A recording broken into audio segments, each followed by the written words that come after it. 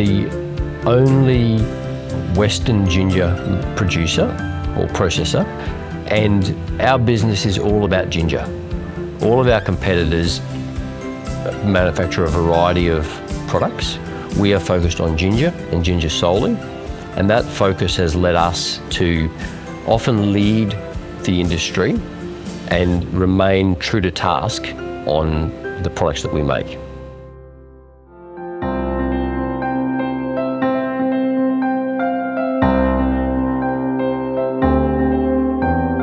Buderim Ginger was founded in 1941 off the very early Australian ginger industry found itself not able to import Chinese ginger during the Second World War. So a group of 5 farmers got together and said, how do we grow this industry very quickly and with some sort of control? And they formed the Buderim Group, a shed on the hill at Buderim, and started to rapidly expand the Australian ginger growing industry. But then in the early 50s, as ginger started coming in from Asia again, the Australian growers found themselves challenged on price. There were tariffs introduced. The business went through some leaner times. And then with a collection of good managers, the business refound its feet, really focused on quality and adding value to ginger, developed the European and North American markets, and over a long period of time grew to be a large, well-established ginger manufacturer.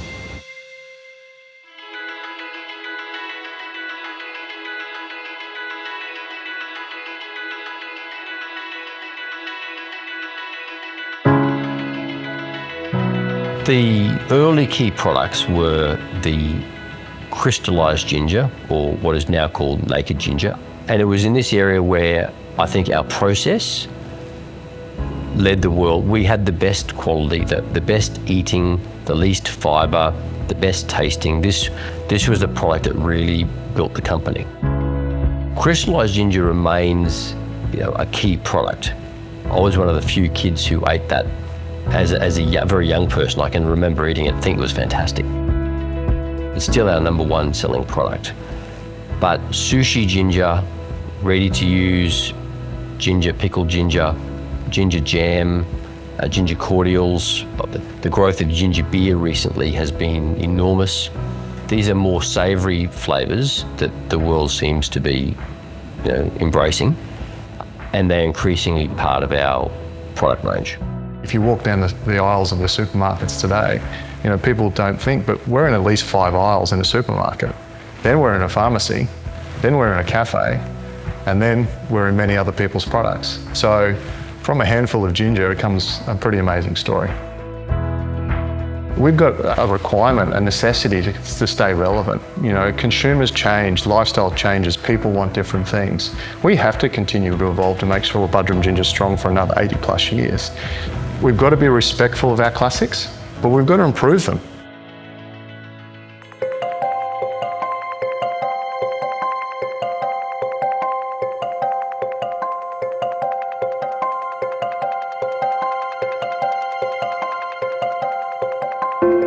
We export about half of our total production, mostly to Northern Europe and North America. Increasingly, we are sending product to Asia, which is great, Korea, China, Japan, but the Northern Europe and North American markets remain our key export.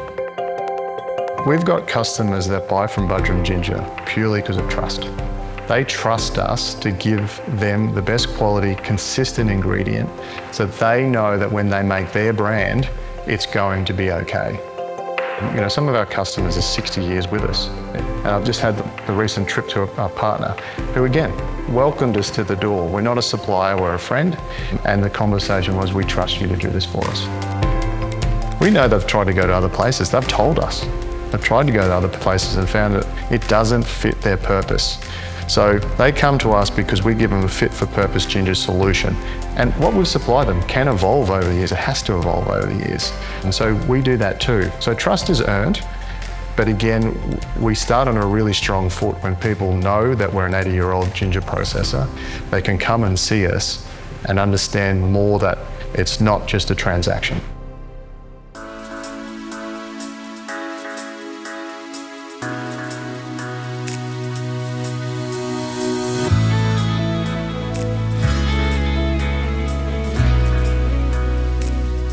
Our farmers are the most sustainable, genuinely sustainable ginger farmers that we've come across, and we need them to be successful and we need our products to be successful.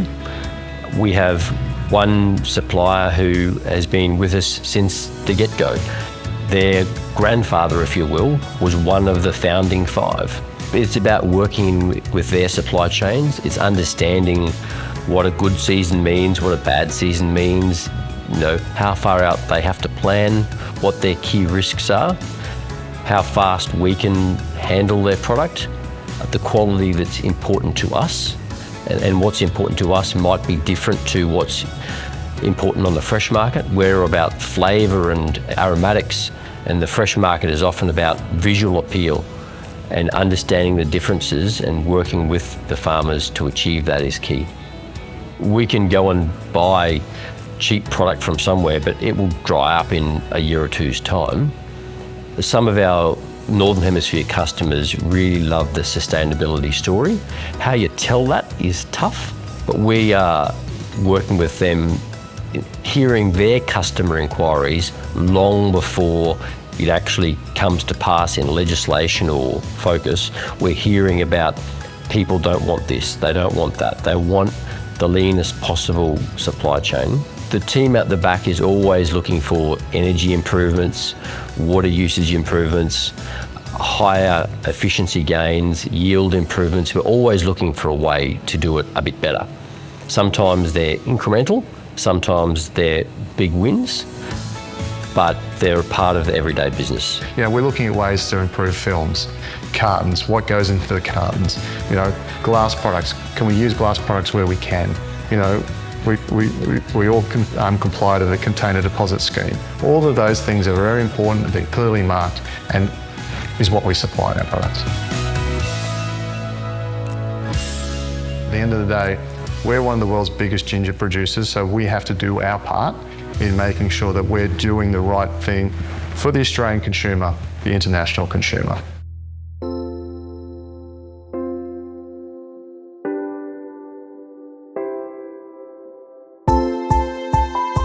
The R&D business, often it comes about very messily, and then we have to go back and dot I's and cross T's for the product to become real.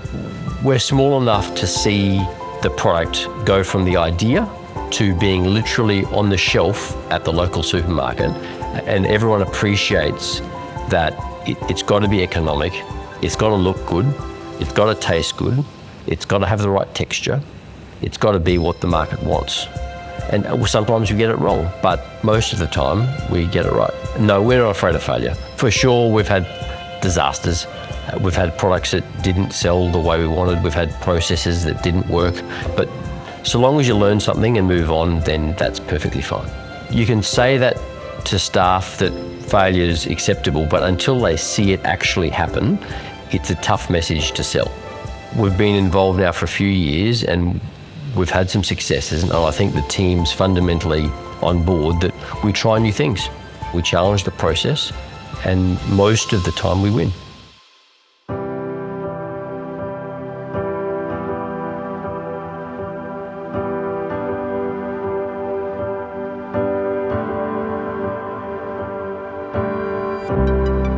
We've got quite a few 20-plus year staff, some more than 30.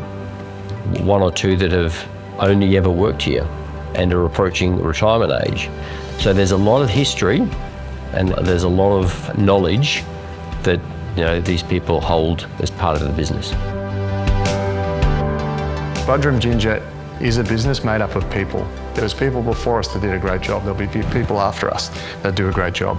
The reality is we're playing our role now, but the principle's the same. Having a small team, a close team, allows that benefit.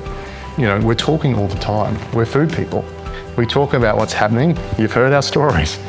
We go and see what's in the supermarket shelf. We go and see what's around the world. We see what the latest trends are. We're talking all the time. We're texting each other 11 o'clock at night, 1 o'clock in the morning about what we've just seen.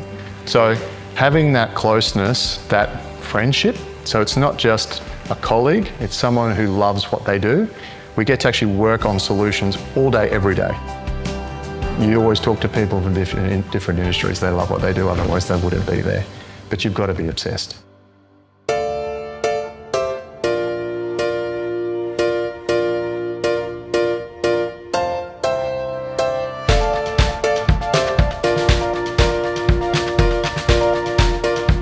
The tourism side started in apparently the late 1940s when the people of Buderim were curious about this agri-food factory, and the company used to open its doors on Friday afternoon for the local people. And ever since then, the story of the factory, the story of the processing has always been a part of the overall brand story.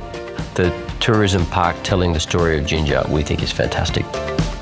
From a marketing point of view, what a dream. I mean, we have 300,000 to 400,000 people that come through that choose to come to visit us. So it's not an ad, they come to us. What does that mean? We can give them a great day out. Free entry, all families of different age groups, sizes, shapes, whatever, come and visit us.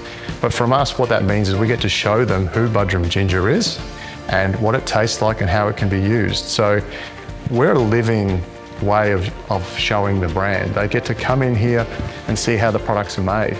They can then go to the cafe and try them. Or the kids can run off and have fun bouncing on one of our jumping castles, our boat, or catch our train. You know, we have had some major visitors over here. Prince Charles and Lady Diana at that stage came and visited our factory, walked the floor and saw how Buderim ginger was made. We get different people, but I suppose again, from the other, because this is a business leaders conversation, we bring our customers here. I have a customer this afternoon at 4 o'clock. I have another one coming next week to see us. We bring them to a world that is not just a factory making stuff. We bring them the Buderim ginger.